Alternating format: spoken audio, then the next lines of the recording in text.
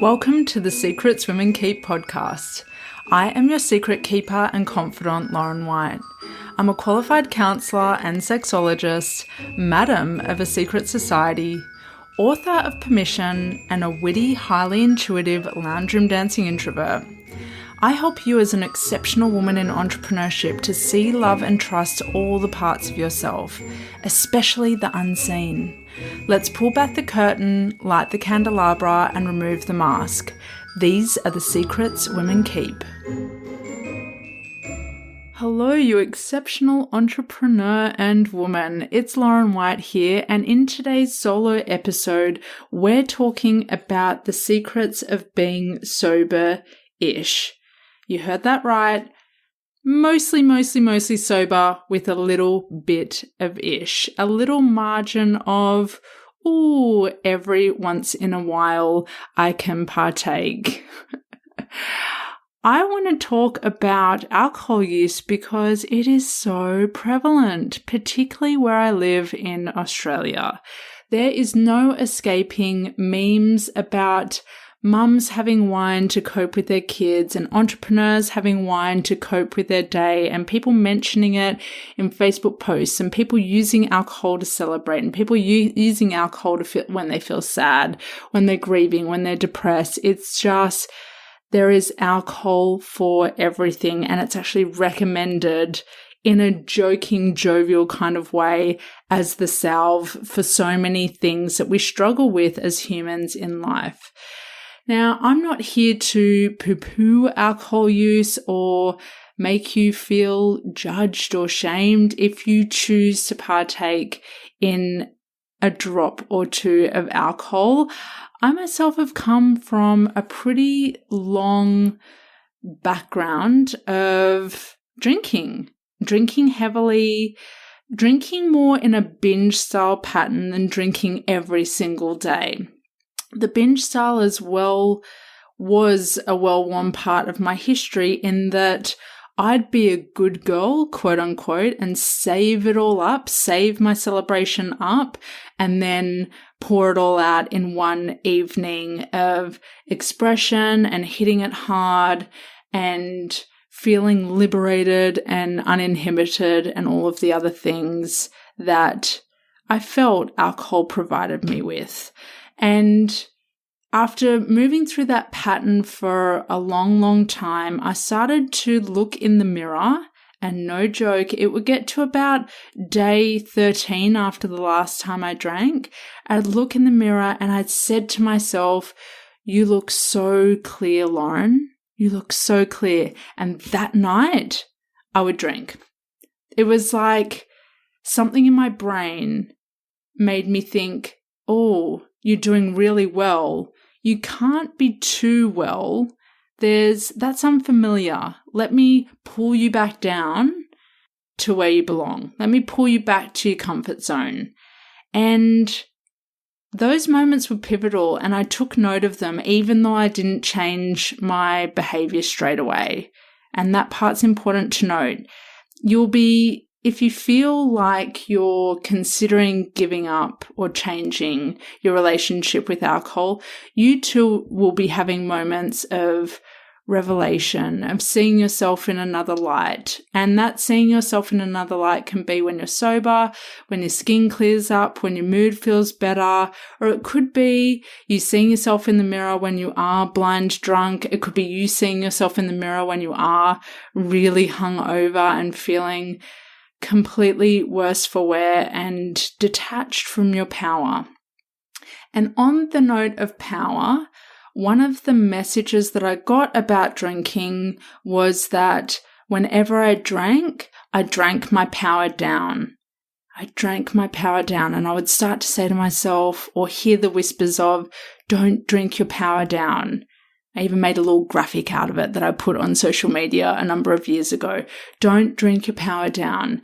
It was curious how I would drink to access a different form of power inside of me that didn't feel like it could be expressed in my day-to-day life. But what alcohol would actually do is let me access it really quickly for a brief moment of time, very, very brief moment of time. And then it was like it would just rip it away from me all again. It's just like I would feel powerful after first, second drink. I would feel, whoa, there's this part of me. Oh, I forgot about this part of me. I forgot about this aspect of my identity. And then a few more drinks later, it would just all be dampened. And I could never drink enough to reclaim that initial surge of energy and power that I felt in the beginning. And if you've had that experience, I want you to know that I feel you. You're not alone, as I say again and again and again. Now that you know that that is something that you're experiencing with alcohol and that you get that, you get that dopamine release, you get that feel-good neurotransmitter release with alcohol. That's part of what it does. And I want you to now step back into your power and really consider the cost of getting that very brief window of false liberation or drug-induced liberation. What is the cost of it? And there might not be any cost for you. And you might want to, it might be completely safe for you to keep imbibing in drinking and, partaking and enjoying yourself. If you're feeling like you're questioning or you're wondering what's on the other side, I would have a good sit with that question about what is the cost of you accessing that brief window of yourself. Because it's my belief that if you can access that part of yourself after one or two drinks, you can access that part of yourself without drinks. Anything that is inside of you is inside of you. You don't need an external permission grantor to say, come out and play. All you need to do is to start to coax those parts of yourself out and to start to become more playful and more curious about what happens when you stretch beyond operating in the exact same way day in, day out throughout your life, and not stretching yourself to be a bit more vulnerable, be a bit more playful, be a bit more carefree with how you move your body, be a bit more talkative. All the things that you are under the influence are already inside of you. It's about finding the key, or being the key, I should say, that unlocks all of that. That's what I have found on the other side of not drinking. And what informed my decision around not drinking was I was just done. I actually ended it on a really good note. I had a wonderful time having sparkling with my best friend in the world, and it was enough to disturb my sleep that night, because I'm really sensitive. The older I get, the more sensitive I am, the more my nervous system feels on edge and disrupted by drinking. And I woke up the next day and my girls were with us and we went out to an art supply shop. And what has the power to be a really enjoyable sensory experience, I felt was blocked by the fact that I was still recovering from the night before. I was so dehydrated, I was headachy, I was tired, I was all the blah. And I was just putting on a front, having coffee, just trying to regain equilibrium. That's what a hangover is. It's your body's way of regaining equilibrium again after your brain chemistry and electrical currents have been disrupted by a neurotoxin. A hangover is alcohol withdrawals, and your body is just trying to go, how do I get this out of me so I can get back to normal? And I was trying to expedite that process. I was trying to speed it up by just playing normal. And I felt really shit about it. I just went, I'm done. I am done. This has the power to be such a beautiful day, and it's not 100% a beautiful day because inside I feel crap.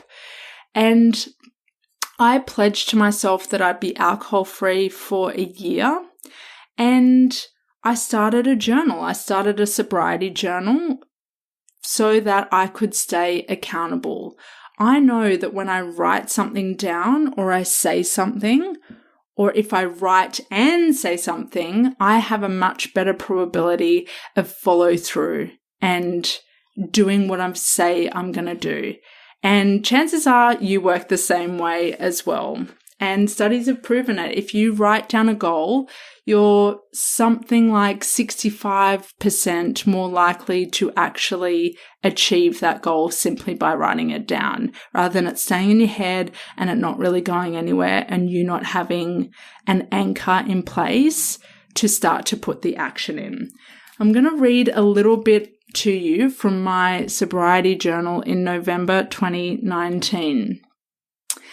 There needs to be a space and place for reminders and accountability, a place to chronicle how all of this plays out and why the loop needs to be intercepted. This is where I remind myself of my deep devotion to clarity and power, and how in a matter of minutes I fuck that up and it drains away. I then need to spend several days recalibrating and calling it back. This is time and energy wasted. I'll never get off the depletion bandwagon for as long as I keep myself tethered to it. Moments of fun and false liberation keep me held back in my place, an old place I no longer want to inhabit. It really fucking scares me to solidify this with a journal.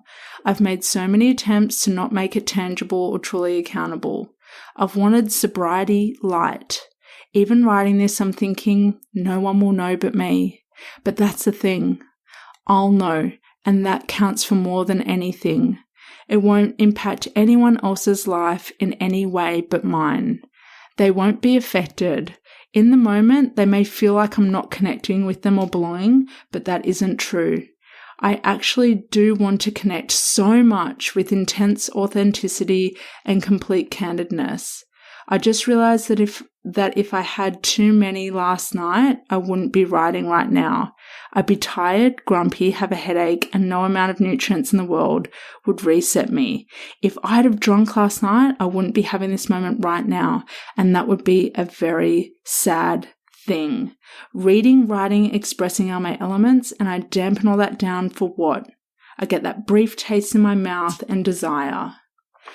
There's so much there that was moving through me, and so many revelations that were coming through about the gap between what I said I wanted to embody, what I said I wanted to be, and who I wanted to be, and the behavior of drinking. I felt that gap intensify and get deeper, and I looked in the mirror and I thought, I'm going to close that gap.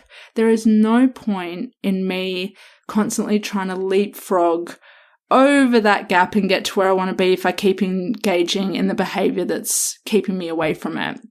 I wanted permanent, ongoing, long-term access to my power, and I knew that I needed to give that one thing up. How the rest of that year of sobriety played out is I didn't drink anything through Christmas, through New Year's, through social situations. I always had alternative drinks. I got really familiar with all the non-alcoholic drinks out there, even though I was more of a binge kind of style drinker. I just made sure that I was equipped. And what ended up happening was Eddie incidentally came along for the ride as well, for the most part. And he wasn't a big drinker in the first place anyway, as someone who's a bit older and wiser at times than me. And it was really, it really held me in that accountability. Not that he would ever hold me to it, but just knowing that someone else in my household knew and would not drink in front of me time and time again was really empowering, and it made me feel really supported. And I went through the year without drinking and really engaged with my work through the challenges of 2020. And then it got to August. So I was coming up to that 10-month mark. And we went away with a group of friends, and I admittedly wasn't that well that weekend. I was in the throes of low iron and Epstein-Barr virus and some thyroid issues. So my energy wasn't high, and I thought I'll just have one. And I literally just had one drink of alcohol on the first night and one drink of alcohol on the second night. And consciously decided to have it with food. The first night I drank was a bit disappointing. It was a bit like, nah, the wine's not that great. I'm not really missing out on anything. The second night, the wine tasted better. It was a different one. I enjoyed it. I felt just a slight twang of feeling a little bit more open. And then I stopped again. That was it. I just literally had one drink. I didn't binge, and I just said to myself, if I decide to have one drink every now and again, I trust myself enough now that I've done 10 months that it will be one drink, that it won't be me drinking to get drunk. And that felt really solid. It made me feel really, really anchored into my own identity. It was like, I trust that I will never binge drink again to get drunk or to chase sensations. And over the end of 2020, I had 1 or 2 drinks here or there. I had one night where I think I had 2 or probably 3 alcoholic drinks, standard drinks, and was on day 2 of my cycle and felt tired the next day. And I just went, nope, not again, not going to do it. If I ever choose to do it, I'm going to keep my cycle in mind. I'm always going to eat. There are these parameters that I've put in place for myself so that I don't have any, or I minimize any effects that happen if I choose to drink. And it got to Christmas time and I didn't drink anything then. And some friends came over one night. They bought some sparkling, and part of my brain was like, I've always had drinks with these friends. I'm going to have drinks tonight. It's been a really weird Christmas. We haven't been able to connect with family in the way that we would like. I'll indulge. And I made the grave error of already noticing that I felt a bit vulnerable and drinking, and that night could not sleep. Had a massive dark night of the soul, which is in another episode, and just went, don't do it. Do not do it. It's just not worth it. And that dark night of the soul had a lot to reveal to me that I wasn't aware of or wasn't in my consciousness. And for that, great. It brought up some growth and it encouraged some action. It just wasn't worth it. It really cost me in my energy and in my mood and every sense of the word cost. And now I'm back. Not drinking, not needing to drink, feeling very supported by my treatment for depression, and knowing that when I drink, when I'm on medication, it's like it doesn't really work. It doesn't work because the problem that I would go to drink for is already being taken care of by medication. I hope that makes sense. It's like those receptors are being looked after. They don't need anything. They're supported on a daily basis, ongoing. And that gives me a buffer, and that gives me more motivation. There's no perfect way to play with sobriety. It is your own experience. And it's very personal, and it's something that you need to do for yourself. You can talk to other people about it. In fact, I encourage you to. No one can step in and say, you should do this. After being a drug and alcohol nurse for so many years, when someone steps in and says you should do this, it can create that real sense of rebellion, like no one's going to tell me what to do, and actually exacerbate the substance use. Wonderful that people care for you. It's just that isn't normally the main motivation for people giving up or changing their substance use. It has to come from within. So I would encourage you to think about, what are the feelings that you want to feel, and does drinking, or feel free to substitute with any other drug out there, does drinking give you that feeling? Does it feel authentic? Does it feel tangible? Does it feel genuine? And whether, and I already know the answer to this, you can access that through other things in life. You can access that by being a little bit bolder, a little bit more brazen with your personality, and not needing to ingest something or inject or inhale or whatever it is to get that feeling, to have that permission granted. Yeah. Really sit with that one. I feel like I witness women who are internally incredibly powerful and just not know what to do with that power, and they drink it down. And they dance on tabletops to let it all out when you could be dancing in the light of day every day of your life and feel, if not better, then just as good as dancing on tabletops in the dark. Yeah, let's bring all of that wild woman inside to light. You are powerful. Use your body to show yourself how powerful you are. Don't just sit there putting something into your body and giving it the green light for you to be powerful. That's my really big tip. That was my experience. Yours might be different. Yours will have subtleties, nuances that are different, and you'll have a different backstory to me and reasons as to why you drink. If there's any crossover, feel into it. I believe in your power. You are not alone in feeling so powerful that it freaks you out or it causes you to contract. Play with the power, express it. Move into expansion, and who knows what you'll be capable of when you say goodbye to an enabler, when you say goodbye to something that's, yes, very pleasurable, but if you depend on it to be a certain way, that feels a little bit unhealthy. I'm all for pleasure, by the way. I'm all for pleasure. Where I'm not for pleasure is if it's really costing you in accessing other forms of pleasure and genuine sensory experiences that can turn you on. That's where it becomes problematic to me.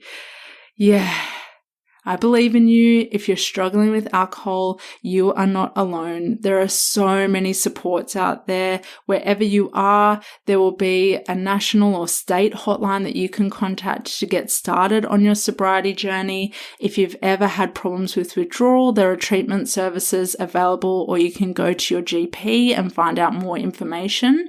If you are someone who is drinking similar to me though, and you're not in any danger if you suddenly stop alcohol, then I encourage you to explore what it's like when you stop and you start to say no and you bring in other drinks that bring you pleasure, and you go out there and you find out more about yourself and what helps you to access those feelings that you feel when you drink. There may be a few, maybe leave a bit of room for error, for not everything to be amazing. That's okay. Just experiment and explore and find out more about yourself and show yourself how powerful you are. This is all about you. Show yourself how powerful you are. And now I want to crack into Frozen 2. Show yourself. But I mean it. All right, I hope you enjoyed today's episode about the secrets of being sober-ish. I would love it if you could share this episode with your friends on social media. You can tag me on Instagram, and that way more women can access information that has the power for them to start to know more about their own secrets. And if you never want to miss a whisper of the podcast, then make sure you press subscribe.